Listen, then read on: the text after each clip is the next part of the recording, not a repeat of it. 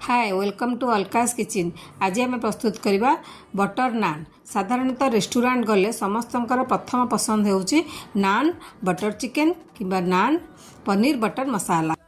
Restaurant रे नान को east देई तंदूर रे प्रस्तुत करथांती, किंतु आमे आज याको बिना ईस्ट रे बिना तंदूर रे घरे तावा रे प्रस्तुत करवा। यह खाइबा को बहुत टेस्टी होता है, ता सहित बहुत नरम मध्य होता है।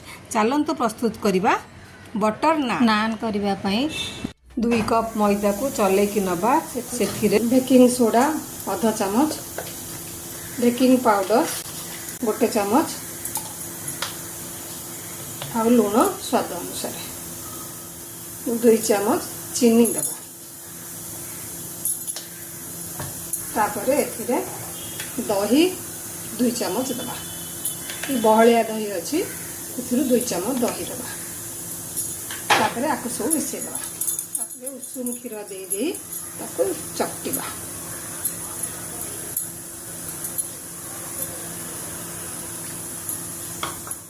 एतिकी चकटिला परे एथिरे 2 चम्मच तेल दबा। तेल जगह आपण बटर मध्य दे पारे। ताकू भल किना चकटिकी नरम चकटा हैला परे एथिरे आमे तेल लगेकी आकू 3-4 घंटा जाए रखिदबा। आड़को फोल्ड करिकी ताकू गुळा करदबा। तापर ताको आमे बेलिबा। बेलिला बेले सेथिरे आमे अल्प कला जीरा आउ धनिया पत्र अल्प अल्प देई ताकू बेलिबा। आपण जो शेप चाहिए करें आ सामान्य अटा छिंचिकी बेलिबा। बेलला पर ताको उल्टे दबा। उल्टे दे सारिकी ता ऊपर पानी भल किना लगेबा।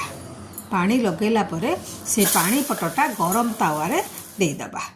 देखिबे 2 मिनिट पर से फुली जीवो। तापर ताको उल्टे दबा। उल्टे देकी चुली ऊपर सेटा एमती सेकिकी लाल हैला भलिया ताको सेकिदा। बर्तन प्रस्तुत होई गला हमर नान। ताको एबे आमे सर्व करबा। ता ऊपर अल्प अल्प बटर लगेबा।